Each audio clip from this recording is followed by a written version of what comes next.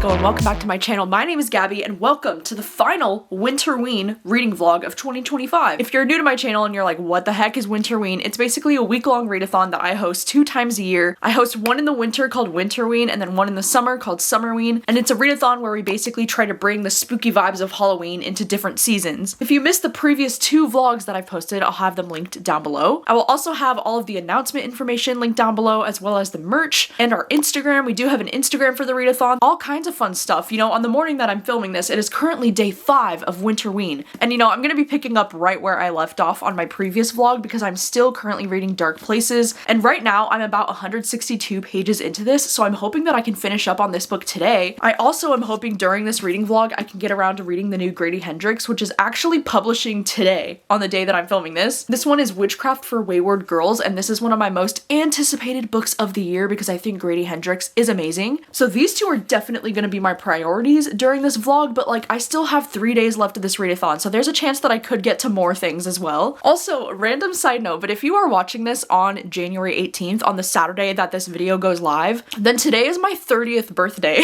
So, you know, this whole week of Winterween that I've been vlogging is really like the last week of my 20s. And you know, I'm so glad that I got to capture the last week of my 20s in these reading vlogs, and also that I got to spend the last week of my 20s reading spooky books with you. I wouldn't have it any other way. Thank you for hanging out with me this week, and I hope you enjoy this final Winterween vlog. Before we do jump into the vlog though, I just wanted to take a second to thank today's video sponsor, which is Factor, because Factor makes meeting your nutrition goals easier than ever by delivering fresh, never frozen, dietitian approved meals right to your doorstep. Factor takes the stress out of meal planning and it sets you up for success, because you can skip the grocery store runs, you can skip the prep work, and you can skip the cooking fatigue. Factor also has a wide variety of over 35 different kinds of meals that you can choose each week, including options like keto, calorie smart, vegan, and veggie options as well. So you can skip the overpriced takeout trap, because not only is Factor cheaper, but it's more delicious. I mean, the fact that you're getting these restaurant quality meals delivered right to your door, and then you literally just throw them in the microwave for 2 minutes, and you have a hot meal ready to go. 2 minutes is so freaking quick, and then you're just back to your day, back to having your time. I know that sometimes for me, at the end of a long day, I really don't have it in me to cook an entire meal, but I still want something that's gonna be nutritious and delicious, and that's why Factor never disappoints. It's such a huge time saver, and I think that that's my favorite thing about it, but also like the flavor of these meals are so good. Like I'm a really big fan of all of the chicken dishes that I've tried from Factor. They're some of my favorites. Factor is now owned by HelloFresh, so with a wide variety of meal plans to choose from, there really is something for everyone. I love switching between the 2 brands, and now you can as well at a discount with me. You can head to factor75.com or click the link down below and use my code 50gabbyreads to get 50% off plus free shipping on your first Factor box. That's code 50gabbyreads at factor75.com to get 50% off plus free shipping on your first Factor box. What an amazing deal. So thank you so much to Factor for sponsoring today's video, and now let's get the day started. I do have some Patreon reading sprints happening today at noon, so that'll be starting in about like an hour and a half. And for now, I'm going to go downstairs, eat some breakfast, and get the day started. All I'm keeping track of is the weather, and there's no wind, no sun, nothing. 80 days and I'm not feeling better, but a sweet relief is finding me. There's no love under the portrait. Ain't got no loyalties, no one to please. I just got that clue. Look at this insanely cool package that I just got in the mail.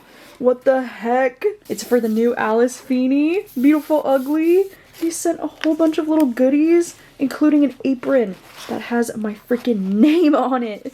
What the heck? That is so cool. There's also like these little tea bags. Adorable. Okay, hi. I just wanted to quickly update you because it is almost 3 o'clock in the afternoon. I've just been, you know, chilling this morning, doing some reading sprints on my Patreon, and I've still been reading Dark Places, and I am now about 282 pages in. I only have about like 60 or maybe 65 pages left, and I just thought I would update you before I finish this because like, wow, this book has just been so dark and so brutal. And I know that it's like, obviously this book is called Dark Places, and it's like, what did you expect? Like, I've always heard that people say this book is like, it's a lot, you know, it's heavy, but I feel like this book is dark in ways that I was not expecting, because it's not just the idea of like, you know, like this whole girl's family got massacred when she was like 7 years old, you know, and like her brother Ben was the one who got accused of doing it, and her brother Ben was like only 15 years old at the time, and now he's been in prison for like 25 years. And you know, we're following from the perspective of Libby, who is like the 7-year-old girl that was one of the only survivors in this whole situation of like her family getting killed. And so like this story, obviously it's dark, you know, like right off the jump, because like her whole family getting brutally murdered is like really sad and really hard to read about. But there are even darker themes happening throughout this book that are just so tough, you know, like so tough to read. And there was just a scene with an animal that like with violence towards an animal that just like really like turned my stomach. And like, I don't love reading about animals, like anything violent happening to animals, like I don't like reading it. And I'm almost like, damn, like if I had known that a scene like that was going to be included in this book, I don't know, to be honest, if I would have included it as a book troop pick, just because I know people get very, you know, sensitive about like violence against animals, as they should. Like, it is really tough to read. You know, like I mentioned before with reading this book, I'm just not the biggest fan of getting like Ben's perspective in this one, because we are getting 3 different point of views. You know, we get Libby's perspective in the present day, like 25 years after these events have happened. And then we also get Ben's perspective in flashback chapters. And, you know, he's the one who was like accused of murdering his whole family. So I thought getting his perspective would be pretty interesting, but I'm not loving it. We also do get Patty's perspective, which is their mom. We get her perspective in the past as well. And I do like Patty's perspective for the most part, but like there's something about Ben's perspective, dude. Like, I just do not love reading from his point of view. And maybe it's because he's like a 15-year-old teenage boy. I just find him to be like, I don't know, kind of obnoxious. And also like, if I have to read about this teenage boy and his hard on like one more fucking time, I swear to God, like it's just annoying. You know, like Ben's character is just annoying. There's also a character named Runner who's like their dad, and like he's a very obnoxious character to me as well. But there are a lot of things that I'm starting to have like issues with. I also think like the chapters in general, like the chapters do feel a little long at times, like a little bit lengthy. I don't know how I'm feeling about this right now. I only have about 60 pages left, so I'm gonna try to finish reading it now. But I thought I would update you before I finish, because like I'm not loving it as much as I was. I don't know, I'm feeling like this is probably gonna end up being somewhere between like a 3-star or a 4-star. I guess it just depends on how the rest of this goes. But it's just definitely been like upsetting me to read this. Like, there's some really dark subject matter, and it is not an easy read, so keep that in mind when picking this one up.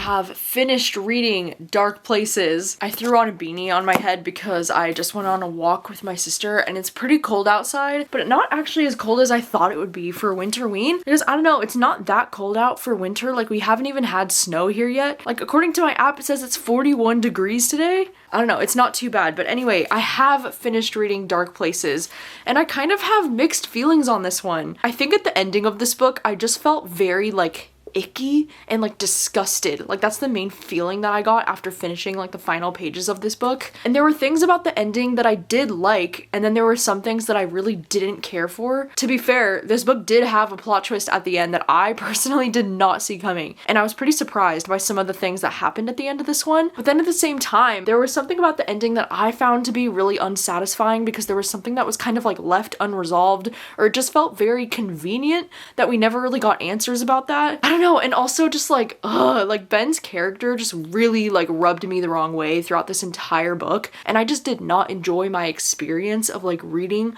from his perspective. I think there was a lot of like really violent things in this book that were very difficult to stomach, like very hard to read about, like a lot of the animal abuse stuff. And it wasn't just like 1 or 2 animal abuse things, like there were a few scenes that involved like violence against an animal, and it was just very sad and like tough to read, like made me feel very icky. And I just don't know, like ratings wise, I don't really know how I want to rate this one overall. I'm not too sure. I think part of me wants to give this around like 3 stars, maybe like 3.5 stars if I sit on it more, like I don't know. But I have announced the live show for Dark Places. It's going to be happening on Friday, January 31st. I will have the link down below in the description so you can save the link for the live show so we can talk about all of our thoughts with this one because I do think this will make for a good book club discussion in terms of like we're going to have so much to talk about, even though I do think the conversations might be kind of hard to have about this book because there's so many violent things in this book. But yeah, live show link will be linked down below. I also went out and checked the mail after getting back from the walk and I did get some book mail. I got this one from Atria. This one is called One Dark Night by Hannah Ritchell, and this one is an arc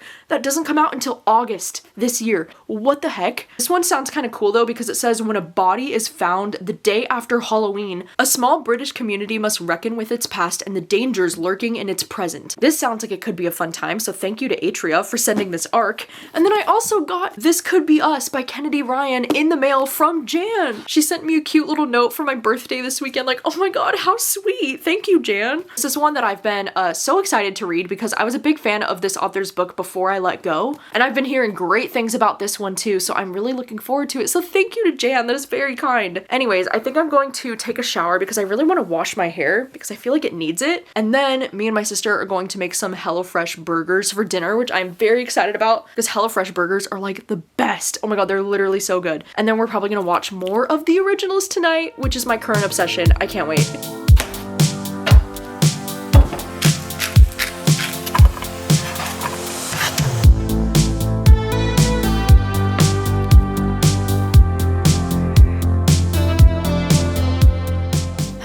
Good morning. It is day 6 of Winterween. Last night before bed, I didn't actually read anything and I didn't edit. I didn't do anything. I was so tired. I mean, we ended up making the HelloFresh burgers, which turned out so freaking good, by the way. Oh my god. They're always some of the best burgers that I ever have. I really think it's like the potato buns that HelloFresh uses. Like, oh my god, they're so good. And then we ended up watching 5 episodes of the originals. We are getting so close to finishing season 2. We only have like 4 episodes left and we're probably gonna finish it tonight. And the originals is still just like so good. And then yeah, last night I actually ended up having quite an early night. I mean, I passed out around like 12:30, which is pretty early for me, and I was just so tired, but I woke up this morning feeling so refreshed. And then right when I woke up, my sister asked me if I want to go to one of these like cute little cafe spots in town. Like there's a cute little place that just opened that has like really good acai bowls and they have like waffles and coffee. So we're gonna go there and then we're gonna hit up the grocery store. And after that, I'm going to get started on the Grady Hendrix because that is like my plan for today. I would really love to get through this book today. I don't know if I'll be able to read the whole thing today because it is kind of lengthy, but I have the next 2 days to read this one and I'm so excited about it.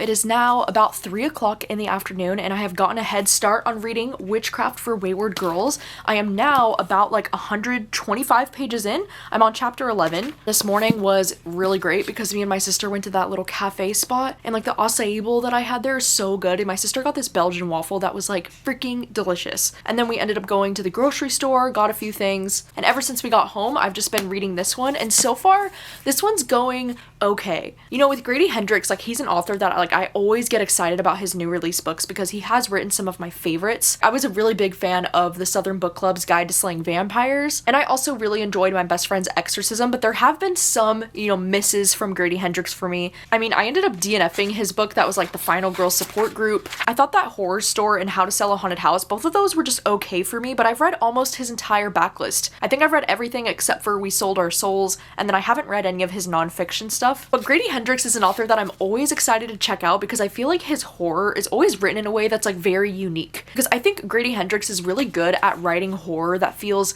kind of like campy and almost like fun at times, but then he also somehow finds a way to make it so gruesome and like disgusting and some of the most like gory, nasty shit you've ever read. You know, like I don't know how he finds this balance, but he does. And this is a book that I was like really excited to read because this one involves some like young, pregnant teenage girls that like discover witchcraft. Even though, you know, with my particular reading taste, like I feel like reading about witches is always very hit or miss for me as well, because sometimes I find it to be a little bit boring, if I'm being honest. I think it's because, you know, since I'm not a big fantasy reader, I feel like sometimes witches kind of veer into the territory of like making the book feel a little bit fantasy if they're like learning about spells and curses and things like that. But I am really liking the setup of this so far. I mean, in this story, you know, it's taking place in the 1970s and we're following this protagonist named Fern. I mean, that's not her real name, but it's the name that she's given when she goes to this place. And basically like her family is taking her to this place down in Florida and they're leaving her at this house that's like this house for wayward girls. And like all the girls at this house, there's about like 12 of them there. All of them are pregnant and they're unwed, and most of them are like teenagers and like pretty young, and all of them are pregnant, so like their families are ashamed of them, and so like they take them to this house in Florida so that they can have the baby in secrecy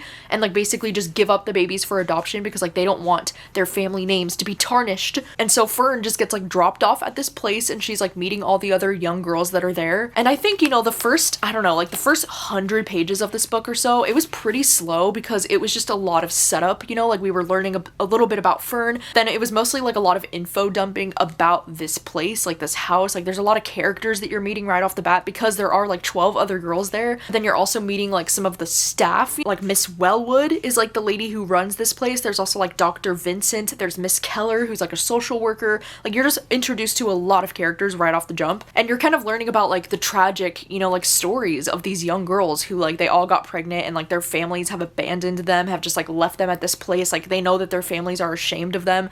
So like it is kind of sad, you know, at the beginning, like the tone of the book is definitely sad because all of these girls are connecting over the feeling of, you know, abandonment from their families. So like it is kind of sad at the beginning, but I think already, like I'm only 125 pages in and like Grady Hendrix is already coming in on the body horror, which, you know, I should have expected because like we're talking about pregnant, you know, young pregnant girls. So like of course there's going to be a lot of body horror, and especially like body horror that's related to pregnancy, which I know can be very hard to read about, especially as a woman. It's just like, oh my god, like that shit's intense. I also know a lot of people are having conversations about how like Grady Hendrix is writing about, you know, a lot of young pregnant women in this book. I actually think that Grady Hendrix does a really good job writing about women. Like I know sometimes I like to critique, you know, when like male authors write female characters and how sometimes like they just don't do it in a way that feels right to me. But for me personally, like I usually don't have a problem with the way that Grady Hendrix writes his female characters. Like it never feels like a dude writing about a woman, you know what I mean? Like I think he does a pretty good job at making it feel real. But only now, just at about 125 pages in, am I getting to the stuff that's actually about witchcraft, because so far the story's just been a lot of setup, and I think that's why I'm feeling like it's okay so far, but I don't feel like really invested yet, and I'm sure that that's gonna come. I mean, this book is nearly 500 pages long, so I feel like I'm just now getting into like the main plot of the story. But I do like Fern for the most part as a protagonist, even though I don't feel like she's established a very like clear personality. Like I don't really feel like I know her yet, but just their situation is like really sad, you know, and it's really sad to see these young girls being kind of like forced to be uncomfortable. Like I didn't like how like the doctor at this place, he's like forcing them to undress so he can like check their, you know, like I don't know, do all of his whatever he needs to do as the doctor to like make sure that they're safe and that the baby's healthy. But it's like it's just making these young girls very uncomfortable, and it's like sad to read, you know, like it's hard to read that. And I think there also has been like an overload of like 70s references, like them talking about, you know, media and things from the 70s, like they're talking about the Beatles a lot and like all that kind of fun stuff. So it does feel very much like nostalgic, you know, like it does feel like it's taking place in the 1970s, which I do like about it. But anyway, I'm just going to continue reading this afternoon. I've been doing some laundry today and just like being productive. It's just so nice out today, so I'm thinking maybe I'll go on a walk or something before the sun goes down. And then I think for dinner tonight, I think me and my sister are just gonna like pick up some food because I've been cooking so much like every single night and I'm just so tired of cooking. So I think we might just pick up food and then probably try to watch the originals tonight, and I think we're probably gonna finish season 2 of the originals tonight. So like that is very exciting. I can't wait.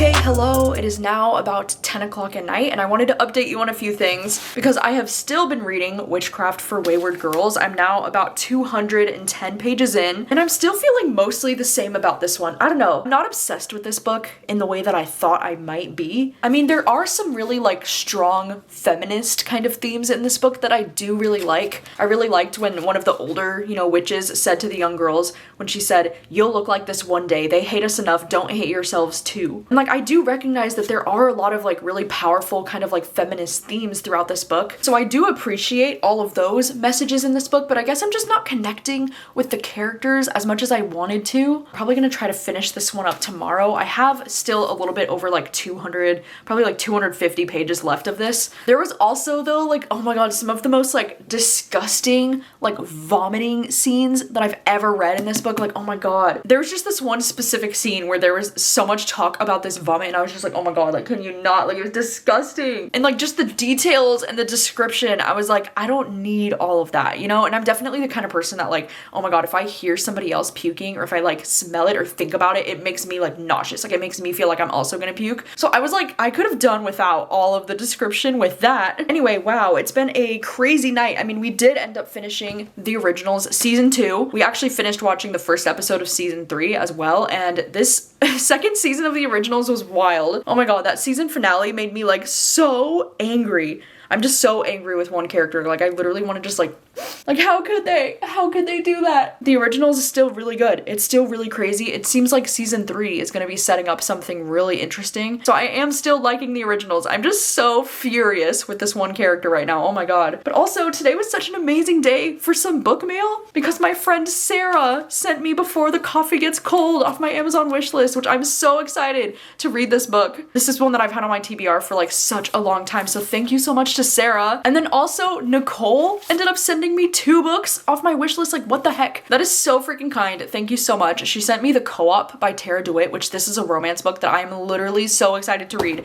And then also Summer of the Monsters by David Sodergren, which this is, the newest book from David Sodergren, and I'm so excited to read this. Like, I might actually try to save this one for Summerween. I don't know. Because it has summer in the title, I just feel like it would be the perfect read for Summerween. I don't know. That's amazing. Thank you so much. Like, this is so generous and so kind. I really appreciate it. Anyway, I think for the rest of tonight, I might actually try to do some like reading in the dark tonight because like that's one of the only prompts for this readathon that I still have not completed. So I think some reading in the dark would be very fun to do tonight. And I think I know exactly what I want to read in the dark, and I am very influenced by some of my friends on Patreon because the other day when I was doing Patreon reading sprints, a few of my friends were talking about that Josh Malerman book that's a part of the Amazon Original Stories collection. It's called It Waits in the Woods, and this one is like a really short, story. I think it's like less than 100 pages, but this one is one that I have on my Kindle, and I was hearing from my friends on Patreon that this is like a really creepy one and that it would actually be really good to read in the dark. So I think I want to do that tonight because I think that would be very fun and very spooky and creepy. I think one of my favorite aspects of these readathons when I do like Summerween and Winterween is to like read something kind of creepy in the dark. Like, that's usually one of my favorite things. Genuinely, when you're reading something that's kind of creepy and you're actually surrounded by darkness in your room, it can be like 10 times scarier. So that's a thing that I think needs to happen tonight. I think it's gonna be so much fun, so let's do it.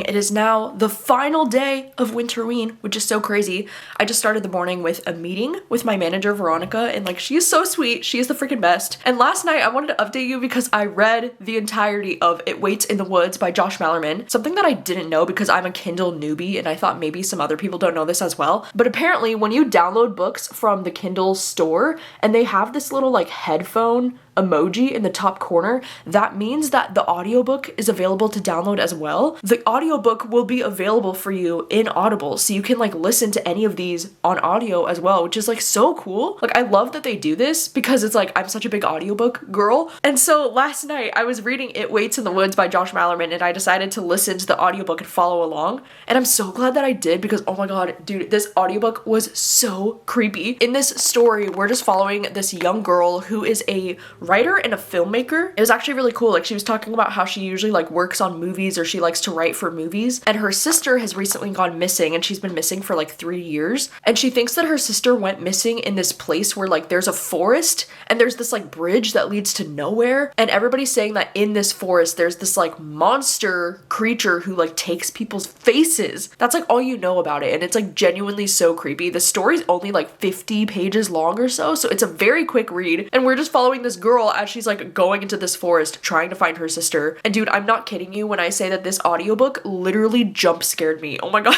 I was so not expecting it, because the audiobook was all fine and dandy, and then all of a sudden there was like the voice of this monster on the audiobook, and the voice of this monster took me so off guard, and it like made me jump out of my skin because I wasn't expecting the voice to sound like that on the audiobook. Oh my god. So the audiobook was fantastic. Like I was really impressed by that. The audiobook was so genuinely creepy to read this like in the dark. I mean, I know I wasn't exactly like in the dark, but I only had like my moody lights on in my room, and like oh my god, it was just the vibes. It was so creepy. I ended up really enjoying It Waits in the Woods. I do wish that this one was like a little bit longer, like just a little bit, because I feel like the ending felt a little bit rushed and like I didn't really get closure on everything. But also like there were some moments at the end of this that were also like really creepy and were giving me like full body chills. So I feel like overall I'd probably give this one maybe around like 3.5, maybe up to 4 stars. I think this is the same collection. It's the Creature Feature collection from Amazon. I think this is the same one that Grady Hendrix book Ankle Snatcher that I read a while ago. I think this is part of the same collection. So like I'm really loving these little short stories from some of my favorite authors.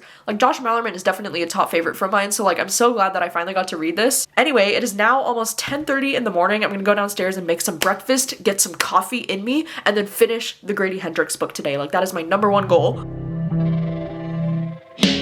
All I'm keeping track of is the weather, and there's no wind, no sun, nothing. 80 days and I'm not feeling better, but a sweet relief is finding me. There's no love under the portrait. Ain't got no loyalties, no one to please. I just got that